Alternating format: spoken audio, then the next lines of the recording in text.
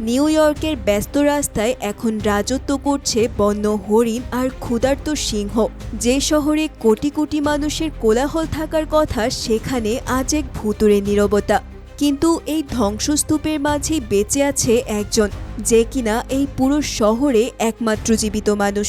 তুমি কি ভাবছ, বাকিদের কি হলো? আসলে তারা কেউই মারা যায়নি, বরং তারা এখন এমন কিছুতে পরিণত হয়েছে যার সাক্ষাৎ যমদূতের চেয়েও ভয়াবহ। কিন্তু প্রশ্ন হচ্ছে, কিভাবে এই আধুনিক শহর জম্বিদের দখলে চলে গেল, আর এই মানুষটা একা কিভাবে এখনো টিকে আছে? সেই রহস্য জানতে আমাদের ফিরে যেতে হবে কয়েক বছর আগের একটা টিভি ইন্টারভিউতে, যেখানে ডক্টর অ্যালিস ক্রিপিন নামের একজন বিজ্ঞানী বেশ আত্মবিশ্বাসের সাথে জানাচ্ছে যে তার টিম ক্যান্সারের চিকিৎসায় একটা যুগান্তকারী সাফল্য পেয়েছে। রিপোর্টার তখন তাকে জিজ্ঞেস করে, এখন পর্যন্ত কতজন রোগীর উপর এই চিকিৎসা চালানো হয়েছে। উত্তরে ডক্টর ক্রিপিন জানান যে 10,000 ক্যান্সার রোগীকে এই পদ্ধতিতে চিকিৎসা করা হয়েছে এবং তারা সবাই এখন সম্পূর্ণ সুস্থ। পর্দায় দেখতে পাওয়া এই মুহূর্তটা আপাতদৃষ্টিতে একটা বিজয়ের ঘোষণা, কিন্তু এই একটা ইন্টারভিউ থেকেই যা শুরু হয় তা পুরো মানবজাতির জন্য হয়ে ওঠে ইতিহাসের সবচেয়ে বড় বিপর্যয়। এরপর সময় এগিয়ে যায় 3 বছর পর। তবে এখানে আমরা যে নিউ ইয়র্ককে দেখতে পাই সেটা যেন চেনাই যায় না। এক সময়ের ব্যস্ততম শহরটা এখন পুরোপুরি নিস্তব্ধ। রাস্তায় কোনো মানুষ নেই, গাড়ির হর্ন কিংবা কোলাহল কোনোটাই চোখে পড়ে না। শহরের ফাঁকা পথে নামি দামি সব গাড়ি দাঁড় করানো, যেগুলো আজ পরিত্যক্ত। বিল্ডিংগুলোর দেয়াল বেয়ে লতাপাতা উঠতে শুরু করেছে, রাস্তাগুলোতে সবুজ ঘাস গজিয়ে উঠেছে। পুরো শহরটাকে দেখে মনে হচ্ছে প্রকৃতি যেন ধীরে ধীরে সব গ্রাস করে নিচ্ছে। ঠিক এই ফাঁকা শহরের বুক চিরে একটা লাল রঙের স্পোর্টস কার দ্রুত গতিতে ছুটে আসতে থাকে। গাড়ির ড্রাইভিং সিটে বসে আছে এই গল্পের প্রধান চরিত্র রবার্ট নেভিল। পাশে বসে আছে তার জার্মান শেফার্ড কুকুর স্যাম। নেভিল আর স্যাম বেরিয়েছে শিকারে। ইতিমধ্যে নেভিল একটা হরিণ দেখতে পেয়ে গাড়ির গতি কমায়। সে বন্দুক তাক করে হরিণটাকে শিকার করতেই যাবে, তবে ঠিক সেই মুহূর্তে পেছন থেকে একটা সিংহ এসে হরিণটাকে জাপড়ে ধরে। এই একটা দৃশ্যই বলে দেয় যে এই শহরে এখন মানুষের চেয়ে জীবজন্তুর শক্তি বেশি। ফলে আজ তার শিকার তাকে খালি হাত নিয়েই ছেড়ে দিতে হয়। এরপর নেভিলের হাত ঘড়িতে একটা অ্যালার্ম বেজে ওঠে। এর মানে হলো সূর্য ডোবার সময় হয়ে আসছে। আর সূর্য ডুবলেই এই শহর আরো ভয়ঙ্কর হয়ে ওঠে, কারণ দিনের আলোয় যারা লুকিয়ে থাকে, রাত হলেই তারা বেরিয়ে আসে। এই শহরের বেশিরভাগ মানুষ একটা ভয়াবহ ভাইরাসে আক্রান্ত হয়ে ডার্ক সিকারে পরিণত হয়েছে। সহজ ভাষায় বললে এরা অনেকটাই জম্বির মতো। এদের শরীরে সরাসরি সূর্যের আলো সহ্য হয় না, তাই দিনের বেলায় এরা অন্ধকার বিল্ডিংয়ের ভেতর লুকিয়ে থাকে, আর রাত হলেই শুরু হয় তাদের তাণ্ডব। তাই এর আগেই নেভিলকে বাড়ি ফিরতে হবে। সে দ্রুত বাড়ির দিকে রওনা হয়। বাড়িতে ঢোকার আগে সে চারদিকটা সতর্কভাবে দেখে নেয়, যাতে কেউ তাদের দেখে না ফেলে। এরপর বাড়ির সামনের অংশে একটা বিশেষ কেমিক্যাল ছড়িয়ে দেয়, যাতে কোনো ডার্ক সিকার বা হিংস্র পশু গন্ধ শুকে তাদের খুঁজে না ফেলে। তারপর সে ভেতরে ঢুকে সব দরজা জানালা শক্ত করে বন্ধ করে দেয়। রাতের বেলা নেভিল স্যামকে নিয়ে বাথটবে শুয়ে থাকে, তার বুকের উপর একটা লোডেড বন্দুক রাখা, কারণ রাতে বাড়ির বাইরে ডার্ক সিকারদের গর্জন প্রতিনিয়ত শোনা যায়। তাই যে কোনো মুহূর্তে যাই ঘটুক, নিজেকে প্রস্তুত রাখতে হবে। এই সিনটা দেখে গায়ে কাঁটা দিয়ে ওঠে, কারণ একটা মানুষ কতটা ভয় আর আতঙ্ক নিয়ে থাকলে বুকে বন্দুক জড়িয়ে রাত কাটায়। এরপর আমাদের পেছনের সময় নিয়ে যাওয়া হয়। সেখানে দেখা যায় 3 বছর আগের নিউ ইয়র্ক শহরকে। রাস্তায় হাজার হাজার মানুষ, তবে সবাই কেমন যেন আতঙ্কিত। আসলে ডক্টর ক্রিপিনের বানানো ক্যান্সারের ভ্যাকসিন প্রথমে কাজ করেছিল ঠিকই, কিন্তু এরপর সেই ভ্যাকসিন থেকেই একটা নতুন ভাইরাস জন্ম নেয়। আর এই ভাইরাস এতটাই ভয়ানক ছিল যে শহরের বেশিরভাগ মানুষ হয় মারা যেতে শুরু করে, নয়তো ধীরে ধীরে ডার্ক সিকারে রূপান্তরিত হতে থাকে। পরিস্থিতি নিয়ন্ত্রণে আনতে শহর জুড়ে সেনাবাহিনী মোতায়েন করা হয়, কিন্তু এই ভাইরাস এতটাই দ্রুত ছড়াচ্ছিল যে সেনাবাহিনীরাও বেশি কিছু করে উঠতে পারছিল না। এই অবস্থায় আমরা নেভিলকে দেখতে পাই, যে কিনা তার স্ত্রী জয়ী আর ছোট্ট মেয়ে মার্লিকে নিয়ে গাড়িতে করে এয়ারপোর্টের দিকে রওনা হয়। কারণ এই শহর এখন তার পরিবারের জন্য নিরাপদ নয়। নেভিল ছিল একজন মিলিটারি বিজ্ঞানী, আর তার কাজ এই ভাইরাসের সমাধান খোঁজা, তাই তাকে এই শহরে থাকতেই হবে। কিন্তু তার পরিবারকে সে নিরাপদ জায়গায় পাঠিয়ে দিতে চাইছিল। গাড়িতে বসে নেভিল স্ত্রীকে বলে যে শহরের বাইরে তারা নিরাপদে থাকবে, কিছুদিনের মধ্যেই সব ঠিক হয়ে যাবে। তবে জয়ী চুপ থাকে। সে বুঝতে পারছিল নেভিল তাদের সুরক্ষার কথা ভেবেই এই সিদ্ধান্ত নিয়েছে, কিন্তু এই বিদায় আদৌ কতদিনের সেটা কেউই জানে না। ঠিক তখন রেডিওতে একটা ঘোষণা আসে যে সমগ্র নিউ ইয়র্ক শহরকে বাকি আমেরিকা থেকে আলাদা করে দেওয়া হয়েছে। ভাইরাস নিয়ন্ত্রণে না আসা পর্যন্ত এই সিদ্ধান্ত বহাল থাকবে, অর্থাৎ শহর থেকে বের হওয়ার রাস্তা বন্ধ হয়ে যাচ্ছে। তাদের দ্রুত যেতে হবে। এয়ারপোর্টে পৌঁছালে দেখা যায় সেখানকার কর্মকর্তারা প্রতিটা যাত্রীকে একটা বিশেষ যন্ত্র দিয়ে পরীক্ষা করছে, কারণ ভাইরাসে আক্রান্ত এমন কাউকেই শহরের বাইরে যেতে দেওয়া হবে না। নেভিলের স্ত্রী আর মেয়ের পরীক্ষার ফলাফল স্বাভাবিক আসায় তারা যাওয়ার অনুমতি পায়। দেখা যায় একটা হেলিকপ্টার তাদের জন্য অপেক্ষা করছে। নেভিল তার স্ত্রী আর মেয়েকে হেলিকপ্টারে তুলে দেয়। যাওয়ার আগে ছোট্ট মার্লি তার প্রিয় বন্ধু স্যামকে বাবার কোলে দিয়ে বলে সে যেন সব সময় তার খেয়াল রাখে। স্যামকে বুকে জড়িয়ে ধরে নেভিলের গলার স্বর ভেঙে আসে, কারণ সে জানে এই বিদায়ের পর শহরে সে একেবারেই একা। হেলিকপ্টার টেক অফ করে, কিন্তু একটু পরেই কাছের আরেকটা হেলিকপ্টারে ডার্ক সিকাররা আক্রমণ করে বসে, আর সেই হেলিকপ্টারটা নিয়ন্ত্রণ হারিয়ে এসে সরাসরি ধাক্কা মারে নেভিলের পরিবারের হেলিকপ্টারে। মুহূর্তেই বিশাল এক বিস্ফোরণ হয়। নেভিল নিজের চোখের সামনেই তার স্ত্রী আর মেয়েকে হারিয়ে ফেলে। তার পুরো পৃথিবী শূন্য হয়ে যায়। আগুনের লেলিহান শিখার দিকে তাকিয়ে সে যেন নড়তেও পারছে না। এই সিনটার কথা মনে রেখো, কারণ পরে এই একটা মুহূর্তই নেভিলের পুরো জীবনের শক্তি হয়ে ওঠে। এরপর আমরা বর্তমান সময়ে ফিরে আসি। সকালে ঘুম থেকে উঠে নেভিল তার বেসমেন্টে নেমে আসে। সেখানে সে একটা পুরুস্তর ল্যাব বানিয়ে ফেলেছে। এই ল্যাবে অনেকগুলো ইঁদুর আটকে রাখা হয়েছে, যাদের প্রত্যেকেই ভাইরাসে আক্রান্ত। প্রতিদিন নেভিল এই ইঁদুরগুলোর উপর ভ্যাকসিন পরীক্ষা করে, তবে সে লক্ষ্য করে কিছু ইঁদুর মারা গেছে আর কিছু অস্বাভাবিক আচরণ করছে, কিন্তু একটা ইঁদুর অনেকটাই স্বাভাবিক আচরণ করছে। এই দৃশ্য দেখে নেভিলের মধ্যে নতুন একটা আশার আলো জ্বলে ওঠে। তাই এবার সে ঠিক করে সরাসরি এক ডার্ক সিকারের উপর ভ্যাকসিন পরীক্ষা করার।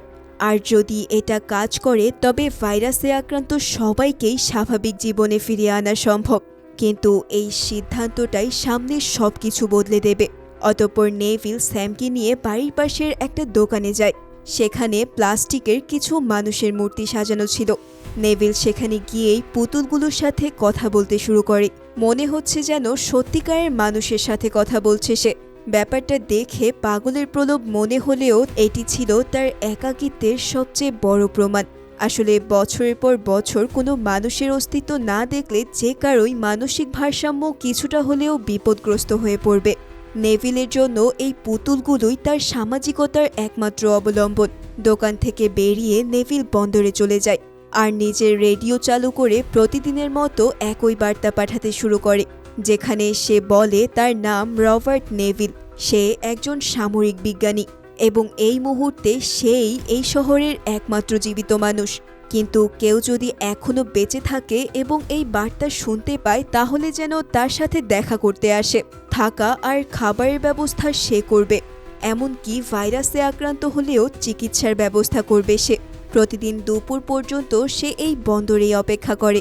এই বলেই নেভিল যখন সেখানে দাঁড়িয়েছিল ঠিক তখনই স্যাম একটা হরিণ দেখে সেই দিকে দৌড় লাগায়, আর তাকে পিছু করতে করতে সে একটা অন্ধকার পরিত্যক্ত ফ্যাক্টরিতে ঢুকে পড়ে। তবে দিনের বেলায় সব ডার্ক সিকাররা বিল্ডিংয়ের অন্ধকারে লুকিয়ে থাকে, তাই স্যামকে বাঁচাতে নেভিল ভেতরে ঢুকে পড়ে। তবে ভেতরে এতটাই অন্ধকার যে হাত বাড়ালেও কিছুই দেখা যায় না। নেভিল টর্চ জ্বালিয়ে সামনের দিকে এগোতে থাকে।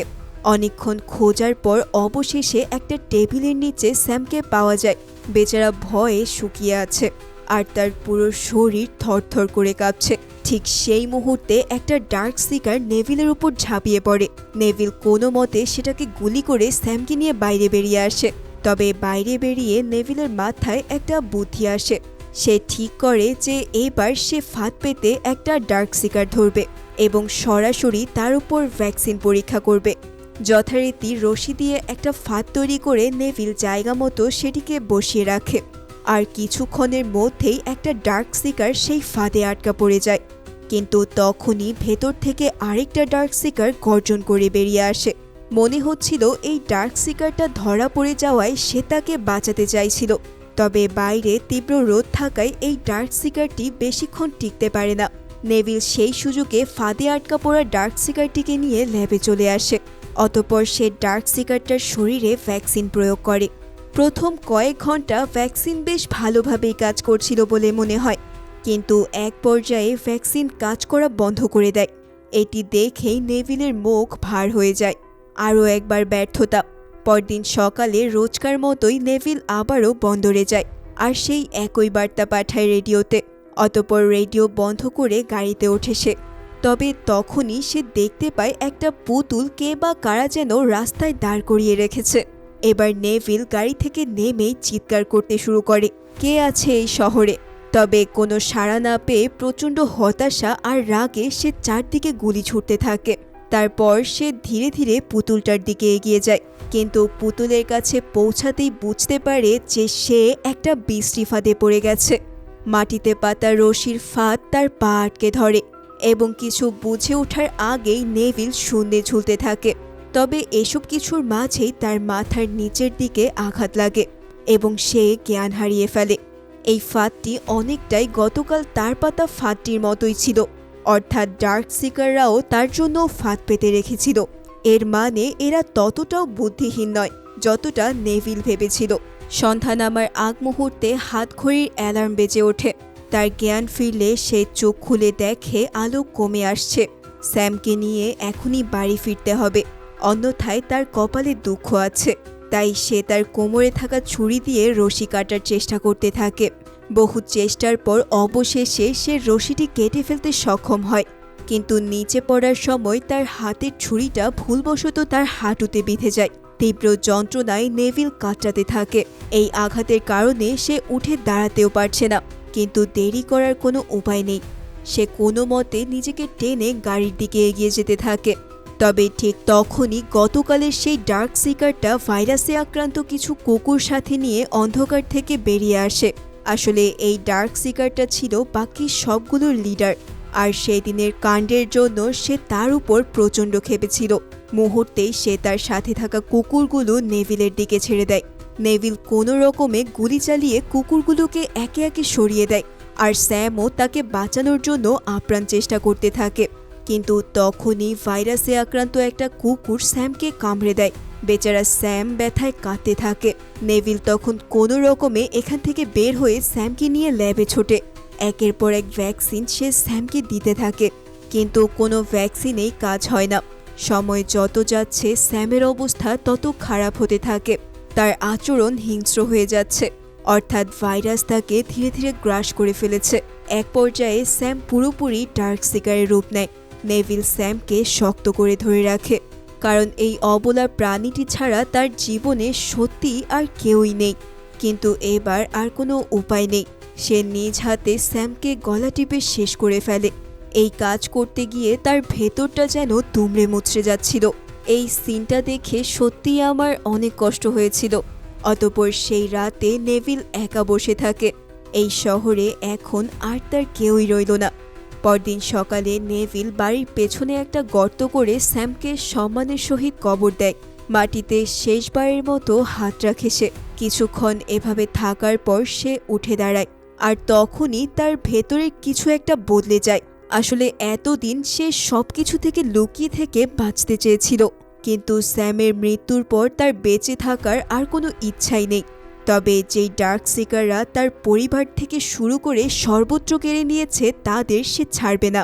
তাই সে গাড়ি নিয়ে সরাসরি চলে যায় সেই এলাকায় যেখানে ডার্ক সিকাররা থাকে। রাত হওয়ার কারণে সব ডার্ক সিকারগুলো বাইরে বেরিয়ে এসেছে। নেভিল গাড়ি থেকে নেমেই একে একে তাদের সাথে লড়াই করতে শুরু করে।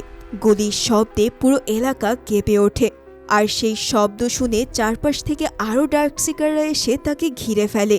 এক পর্যায়ে নেভিলের গাড়িটা উল্টে যায় এবং সে মাটিতে ছিটকে পড়ে। আর তখনই সেই ডার্ক সিকারদের লিডারটা পুরো শক্তি দিয়ে তার দিকে ছুটে আসে। এই মুহূর্তে নেভিল আর কিছুই করে উঠতে পারে না, এটাই হয়তো তার শেষ সময়। কিন্তু ঠিক তখনই পেছন থেকে তীব্র আলোর হেডলাইট জ্বালিয়ে একটা গাড়ি এগিয়ে আসে। তার আলোর তীব্রতা এতটাই বেশি ছিল যে সেই ডার্ক সিকারটা তা সহ্য করতে না পেরে সেখান থেকে পালিয়ে যায়। গাড়ি থেকে একজন মহিলা নেমে আসে এবং আহত নেভিলকে টেনে তার গাড়িতে তুলে নেয়। নেভিল তখন এতটাই আহত যে সে কোনো কথাই বলতে পারছিল না, তবে কোনো রকমে নিজের বাড়ির ঠিকানা বলতে সে সক্ষম হয়। পরদিন সকালে নেভিল চোখ খুলে নিজেকে আবিষ্কার করে তার বাড়ির সোফায়। তার শরীরের ক্ষতগুলোতে কেউ ব্যান্ডেজ করে দিয়েছে। নেভিল তখন উঠে রান্নাঘরের দিকে যেতেই সে একজন মহিলা আর একটা ছোট ছেলেকে দেখতে পায়। মহিলাটি তার দিকে তাকিয়ে নিজের নাম আনা জানায়, আর ছেলেটির নাম ইথান। আনা জানায় যে রেডিওতে নেভিলের বার্তা শুনে সে আর ইথান গতকাল সারাদিন বন্দরে অপেক্ষা করেছিল। তবে পুরো দিন অপেক্ষার পরেও নেভিল না আসায় তারা হতাশ হয়ে ফিরেই যাচ্ছিল। কিন্তু ঠিক তখনই সে দেখতে পায় ডার্ক সিকাররা কাউকে ঘিরে ধরেছে, এজন্যই তারা সেদিকে এগিয়ে গিয়েছিল। এবার আনা নেভিলকে আরও একটা কথা জানায়। সে বলে শহরের বাইরে পাহাড়ের চূড়ায় ভার্মার নামের একটা জায়গা আছে, যেখানে এখনও অনেক সুস্থ মানুষ বাস করছে। সেখানে ভাইরাস এখনও পৌঁছাতে পারেনি, কারণ সেখানকার আবহাওয়া অত্যন্ত ঠান্ডা, আর এই ভাইরাস ঠান্ডা পরিবেশে দুর্বল হয়ে পড়ে এবং এক পর্যায়ে টিকতে পারে না। তাই সেখানকার মানুষগুলো এখনও সুস্থ আছে। তবে এই কথা শুনে নেভিল তা মোটেও বিশ্বাস করে না। সে বলে যে পুরো শহর এবং তার আশেপাশের জায়গা সে তন্ন তন্ন করে খুঁজেছে, কোথাও একটাও সুস্থ মানুষ নেই। তাই আনা হয়তো মিথ্যা বলছে। আনা তখন বলে যে সে স্বপ্নে ঈশ্বরের কাছ থেকে এই পথের ইঙ্গিত পেয়েছে। এই শহরে যা ঘটেছে সব কিছুর পেছনে একটা বড় উদ্দেশ্য আছে। স্বাভাবিকভাবেই এই কথা শুনে বিজ্ঞানী নেভিল বেশ রেগে যায়, কারণ তথ্য প্রমাণ ছাড়া কিছু বিশ্বাস করা তার কাছে বোকামি ছাড়া কিছুই না। তবে আনার একটা কথা নেভিলের মাথায় আটকে যায়। সে বলেছিল যে ঠান্ডায় এই ভাইরাস দুর্বল হয়ে পড়ে। এই তথ্যটা নেভিলের বৈজ্ঞানিক মাথায় একটা নতুন সম্ভাবনার দরজা খুলে দেয়। সে দেরি না করে ল্যাবে চলে যায়। অতঃপর ল্যাবে থাকা ডার্ক সিকারটাকে বরফের উপর শুইয়ে দেয় সে। আর ধীরে ধীরে ডার্ক সিকারটার শরীরে তাপমাত্রা কমতে থাকে। তার অস্বাভাবিক নড়াচড়া অনেকটাই কমে আসে। আর তখন নেভিল তার তৈরি ভ্যাকসিন সেই ডার্ক সিকারের শরীরে আবার প্রয়োগ করে। তবে এবার ফলাফল আলাদা। তার ভ্যাকসিন কাজ করতে শুরু করেছে। ডার্ক সিকারটির শরীরে পরিবর্তন আসছে। এই মুহূর্তটা দেখে নেভিলের চোখে আলো জ্বলে ওঠে, কারণ 3 বছরের অক্লান্ত পরিশ্রম হয়তো এবার ফল দিতে চলেছে। এই সাফল্যটাই পুরো মুভির মোড় ঘুরিয়ে দেবে। এর কিছুক্ষণ পর আনা আবারও নেভিলকে ভার্মান্ডে যাওয়ার কথা বলে। সে বলে এটাই তাদের বেঁচে থাকার একমাত্র পথ, কিন্তু নেভিল সরাসরি না বলে দেয়। সে বলে যদি আনা চায় তাহলে সে একাই সেখানে চলে যেতে পারে। তবে নেভিল এই শহর ছেড়ে কোথাও যাবে না, কারণ এখানেই ভাইরাস শুরু হয়েছে এবং এখানেই এর সমাধান করতে হবে। তার স্ত্রী আর মেয়ে এই শহরেই মারা গেছে, তাই এই শহর ছেড়ে যাওয়া মানে তাদেরও ছেড়ে যাওয়া। তবে তাদের কথার মাঝখানে নেভিল হঠাৎ লক্ষ্য করে বাড়ির বাইরে কিছু একটা অস্বাভাবিক হচ্ছে। বাড়ির দেয়ালে কিসের যেন আঘাতের শব্দ আসছে। ধীরে ধীরে সেই শব্দ যেন ক্রমশই বাড়তে থাকে। নেভিল সাথে সাথেই আনাকে জিজ্ঞেস করে যে গতকাল রাতে ঠিক কখন সে তাকে নিয়ে বাড়িতে ঢুকেছিল। উত্তরে আনা বলে সকাল হওয়ার কিছুটা আগে, তখনও চারদিকে ঝাপসা অন্ধকার ছিল। এই কথা শুনেই নেভিলের মুখ শুকিয়ে যায়। সে বলে ওঠে যে ডার্ক সিকাররা তাদের সন্ধান পেয়ে গেছে, কারণ রাতের আধারে আনার গাড়ি তারা দেখে ফেলেছিল। তাই এখনই তাদের উপর আক্রমণ হতে চলেছে। কথা মতোই নেভিল বাইরে তাকিয়ে দেখে শত শত ডার্ক সিকার তার বাড়ির দিকে এগিয়ে আসছে। এত ডার্ক সিকার দেখে বোঝাই যাচ্ছে এবার তারা নেভিলকে একেবারে শেষ করে দিতে এসেছে। হেরে গেলে নেভিল সহ আনা আর ইথান 3 জনেই শেষ। এক মুহূর্ত দেরি না করে নেভিল আনাকে নিয়ে দ্রুত বেসমেন্টের ল্যাবে চলে যায়। এরপর সে হাতে একটা রিমোট নিয়ে বাড়ির চারপাশে আগে থেকে লাগানো বোমাগুলো একে একে বিস্ফোরণ ঘটাতে শুরু করে। এই বিস্ফোরণে কিছু ডার্ক সিকার পেছনে সরে যায়। কিন্তু সংখ্যায় তারা এতটাই বেশি ছিল যে এতেও তাদের থামানো সম্ভব হয় না। কয়েকটা ডার্ক সিকার ছাদ টপকে বাড়ির ভেতরে ঢুকে পড়ে। ধীরে ধীরে পরিস্থিতি হাতের বাইরে চলে যেতে থাকে। নেভিল তখন কোনো রকমে আনাকে নিয়ে ল্যাবের ভেতর একটা মোটা কাচের দেয়ালের পেছনে চলে যায়। সেই মুহূর্তেই সেখানে এসে হাজির হয় সেই ডার্ক সিকারদের লিডার এবং বাইরে থেকে সে কাচের দরজায় একের পর এক ঘুষি মারতে থাকে। এক পর্যায়ে তার প্রতিটা আঘাতে কাচে ফাটল ধরতে শুরু করে। নেভিল তখন দরজার ভেতর থেকে চিৎকার করে বলার চেষ্টা করে যে সে তাদের সুস্থ করার ঔষধ বানিয়ে ফেলেছে, তারা যেন শান্ত হয়, কিন্তু কেউই তার কথা শুনে না, উল্টো আরও জোরে আঘাত করতে থাকে। তবে ক্রমাগত আঘাতে কাচের ফাটলগুলো একটা নির্দিষ্ট আকার নিতে শুরু করে। নেভিল তাকিয়ে দেখে সেই ফাটলের নকশা একটা প্রজাপতির আকৃতি নিয়েছে। এই দৃশ্য দেখেই নেভিল থমকে যায়, কারণ এই প্রজাপতির চিহ্নটা সে আগেও দেখেছে। আনার কাঁধে ঠিক একই ট্যাটু আছে, আর ল্যাবে থাকা ডার্ক সিকারটার গায়েও একটা প্রজাপতির চিহ্ন রয়েছে। তিনটা আলাদা জায়গায় একই চিহ্ন। এটা কি আদৌ কোনো কারণ ছাড়াই? এই মুহূর্তে নেভিল বুঝতে পারে যে এই সব কিছু হয়তো কাকতালীয় নয়। আনা বলেছিল সৃষ্টিকর্তাই এই সব কিছু করেছে। হতেই তো পারে যে তার কথাই সত্য। সৃষ্টিকর্তার এমন অনেক প্ল্যান আমাদের মতো স্বাভাবিক জীবের পক্ষে বোঝা সম্ভব নয়। নেভিল দ্রুত ল্যাবে থাকা ডার্ক সিকারটার কাছে যায়। তার দেওয়া ভ্যাকসিন ভালোভাবেই কাজ করছে। সে ধীরে ধীরে স্বাভাবিক হতে থাকে। নেভিল সিরিঞ্জ দিয়ে তার শরীর থেকে এক শিশি রক্ত বের করে নেয়। এই রক্তেই আছে ভাইরাসের প্রতিষেধক। সে আনার হাতে সেই শিশিটা তুলে দেয়। তারপর সে বলতে থাকে যে এটাই ভাইরাসের ঔষধ। আনা যেন এটা নিরাপদে ফার্মেন্টে নিয়ে যায় এবং সেখানকার মানুষদের কাছে পৌঁছে দেয়, কারণ এটাই এখন সবচেয়ে বড় কাজ। আনার চোখ ভিজে যায়। সে বলতে থাকে নেভিলও যেন তাদের সাথে যায়, কিন্তু নেভিল কিছু না বলে তাদের দুজনকে একটা ছোট্ট সুরক্ষিত কামরায় ঢুকিয়ে দিয়ে দরজা বন্ধ করে দেয়। তারপর সে একটা ড্রয়ার খোলে, যেখানে ছিল তার স্ত্রী জোই আর মেয়ে মার্লির ছবি। কয়েক সেকেন্ড সে সেই ছবির দিকে তাকিয়ে থাকে। এরপর সে অন্য ড্রয়ার থেকে একটা গ্রেনেড বের করে। কাচের দরজার ফাটল এখন অনেকটাই বড় হয়ে গেছে, যে কোনো সময় সেটি ভেঙে পড়বে। নেভিল গ্রেনেডের পিন খুলে ডার্ক সিকারদের দিকে পুরো শক্তি দিয়ে এগিয়ে যায়। মুহূর্তেই বিশাল এক বিস্ফোরণ হয়, আর এই বিস্ফোরণের ফলে নেভিল এবং সেখানে থাকা সকল ডার্ক সিকার মৃত্যুবরণ করে। অর্থাৎ নেভিল নিজেকে উৎসর্গ করে দিয়েছে। অতঃপর আমরা পরদিন ভোরের দৃশ্য দেখতে পাই, যেখানে আনা ইথানকে নিয়ে গাড়িতে করে ভারমন্টের দিকে যাচ্ছে। আর সেখানে পৌঁছানোর পর দেখা যায় সত্যি সত্যি এমন একটা জায়গা রয়েছে যেখানে এখনও অনেক সুস্থ মানুষ বেঁচে আছে। আনা যেন নিজের চোখকেই বিশ্বাস করতে পারছিল না। সে তখন নেভিলের দেয়া সেই শিশিটা তাদের হাতে তুলে দেয়। অর্থাৎ অবশেষে সমগ্র মানবজাতি নিজেদের সুস্থ করে তুলতে পারবে। তবে দাঁড়াও, মুভি কিন্তু এখানেই শেষ হয়নি। আসলে এই মুভির আরও একটি এন্ডিং আছে, যেটা থিয়েটারে দেখানো হয়নি।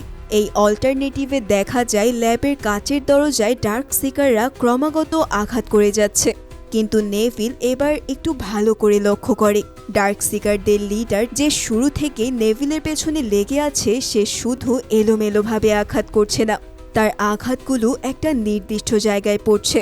সে বারবার একই জায়গায় আঘাত করছে, আর সেই আঘাতের ফলে কাচে যে ফাটল তৈরি হয় সেটা ধীরে ধীরে একটা প্রজাপতির আকৃতি নিচ্ছে।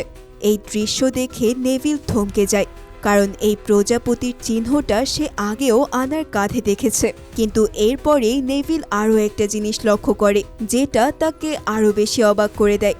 ল্যাবে আটকে রাখা যে ডার্ক সিকারটার উপর সে এতদিন ভ্যাকসিন পরীক্ষা করেছে, তার গায়েও ঠিক একই প্রজাপতির চিহ্ন আঁকা আছে। আর বাইরে থাকা ডার্ক সিকার লিডারটি বারবার সেই ল্যাবে আটকে রাখা ডার্ক সিকারটার দিকে তাকাচ্ছে। এতক্ষণে নেভিলের মাথায় একটা ভয়ঙ্কর সত্য এসে ধাক্কা মারে। আসলে এই ডার্ক সিকার তার সঙ্গীকে উদ্ধার করতে এসেছে। এখানে সে নেভিল কিংবা আনা কাউকেই মারতে আসেনি, সে এসেছে তার ভালোবাসাকে ফিরিয়ে নিতে। নেভিল কিছুক্ষণ স্থির দাঁড়িয়ে থাকে। এইমাত্র সে বুঝতে পেরেছে যে এই প্রাণীগুলো আসলে দানব নয়, এরাও একসময় মানুষ ছিল এবং তাদের ভেতর এখনও একটু হলেও অনুভূতি বেঁচে আছে। নেভিল তার বন্দুক ফেলে দিয়ে ধীরে ধীরে ল্যাবে থাকা ডার্ক সিকারটার কাছে যায় আর তার শরীরে একটা ইনজেকশন পুশ করে দেয়। তখনই ডার্ক সিকারটার জ্ঞান ফিরে আসতে শুরু করে এবং এই সিদ্ধান্তটাই এই এন্ডিংকে আলাদা করে তোলে। নেভিল কাচের দরজা খুলে দেয়, ডার্ক সিকার লিডারটি ভেতরে ঢোকে এবং তার সঙ্গীকে জড়িয়ে ধরে। এরপর সে তাকে নিয়ে সেখান থেকে চলে যায় আর অন্যান্য ডার্ক সিকাররাও একে একে বাইরে চলে যায়। লিডারের আদেশে তাদেরকে আর কেউই আক্রমণ করে না। এরপর দেখা যায় নেভিল, আনা আর ইথান একটা গাড়িতে করে ভারমেন্টের দিকে রওনা হচ্ছে। নেভিলের হাতে সেই ভ্যাকসিনের শিশি, আর এই শিশিটাই এখন পুরো মানবজাতির ভরসা। এখানেই শেষ হয় এই অল্টারনেট এন্ডিং। তাহলে কোন এন্ডিংটা তোমাদের কাছে ভালো লেগেছে আমাকে কমেন্টে জানাও। আমার কাছে কিন্তু প্রথমটাই ভালো লেগেছে। আজকের ভিডিও তাহলে এই পর্যন্তই। সবাই ভালো থাকো।